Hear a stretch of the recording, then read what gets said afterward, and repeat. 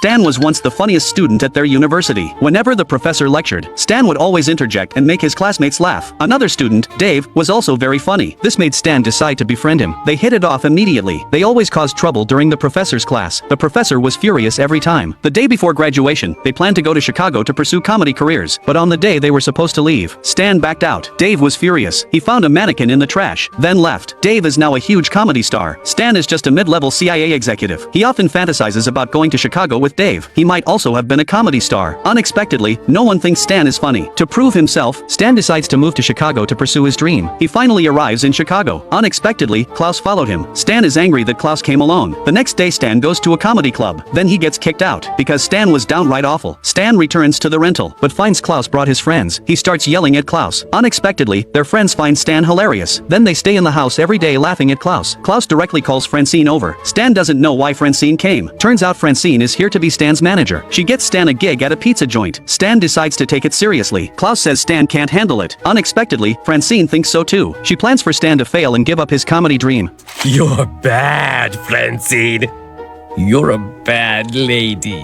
A man was dating an alien. They were affectionate regardless of the setting. The man would also pick fights for Roger. However, this was all part of Roger's scheme. She deliberately created conflicts, making Dick stand up for her. Because when Roger fell in love, he stopped acting as his other personas. This gave the family a sense of being stood up. They decided to make Roger break up with Dick. Stan found Dick. He showed Dick a photoshopped picture. It was a picture of Roger being intimate with another man. Dick was furious. That afternoon, Roger ran home crying. He believed Dick was playing with his feelings. Then he went upstairs. Stan breathed a sigh of relief, thinking everything was back to normal. Roger stored away the clothes from the breakup with Dick. Unexpectedly, the pain from this breakup would transfer to Roger's other identities. Every identity would cry from sadness. Francine took her on a countryside trip to help Roger recover. Unexpectedly, Roger became highly promiscuous from this trip. She slept with nearly every man there. Roger flatly stated she was back to normal. They went to a game together. When Dick introduced his new girlfriend, Roger still couldn't hold back. Watching them being affectionate, Roger's Becky persona got angry. Fortunately, Stan stopped Roger in time, preventing anything worse from happening. Just as Stan settled Roger down, unexpectedly, Roger wasn't unconscious at all. He was back to put on Becky's persona clothes. He intended to make Dick pay dearly. Stan kept a pet shark at home. It swallowed Klaus whole. Turned out to be a similar-looking fish. The shark's upkeep costs grew overwhelming. Stan struggled to afford it. Roger proposed an idea. They opened an aquarium at home. Business commenced immediately. All fish indoors were plush toys and decorations. The aquarium tanks contained store-bought dead fish. Next came the dolphin show. Performers were former Dolphin Marines members. Under Haley's direction, the show began. The performance proved wildly successful. Golden Ring served as the finale attraction. A live shark. Unexpectedly, a child's uncle owned two identical sharks. The audience left unimpressed. Stan foresaw financial ruin. Roger devised another plan. He urged Stan to take out a second mortgage. Stan agreed. They acquired an Orca unexpectedly. Roger explained its discounted price due to human fatalities. Their funds barely covered it. Roger ordered Haley to tame the Orca. Haley resisted fiercely. Suddenly, the Orca regurgitated an object. A wristwatch. Against all odds, Haley succeeded in training it. A child then stuck a feed bucket over its head. The Orca approached slowly. Roger decided to rescue the child. He lunged forward and shoved the child into the tank. The Orca gently carried the child ashore with its jaws. The crowd adored the Orca's gentle nature. Haley instructed it to greet the audience. The Orca waved repeatedly. Water drenched the bleachers. The seating structure collapsed. Audience members required hospitalization. Stan lost everything paying compensation. Steve wanted to visit the nude beach. He got trampled by wild horses. Then he jumped straight off a cliff. Finally, he got covered in bee stings. At last, he saw the nude beach. He took out binoculars to look. The first thing he spotted were Stan and Francine. Steve felt extremely awkward traveling with family. His parents wanted alone time without him. Haley and Jeff were trying to have children without him. He had to go to the kids' camp. Unfortunately, it was full of 1- and 2-year-old babies. This was the only children's camp available. Then a boy walked in. The boy claimed to know about a nude beach, where people wore no clothes. Steve got excited. The two journeyed over mountains and through valleys. They trekked through dense jungle. Steve thought they had arrived, only to discover more jungle ahead. The boy suggested trying to ride wild horses. They went for it immediately. They climbed onto the horses' backs. A horse made a sudden stop. They fell off. Then the horses repeatedly attacked Steve. A cliff lay ahead. Steve wanted to turn back. Unfortunately, the boy decided to glide using leaves. Steve trusted him again. He promptly fell down the mountainside. Steve broke his leg. The boy decided to use bees to bandage the wound. Steve chose to believe him once more. The boy packed mud and bees onto the injury. Steve felt itching and assumed it was working. Then the bees started stinging him. Steve finally realized the boy was an idiot. Steve ended up covered in injuries for this nude beach. The boy produced binoculars. The first view showed Stan and Francine. Steve did not want to see them. The boy spotted another location. Steve looked and saw Haley and Jeff. Ah, that's my sister! Give us a look.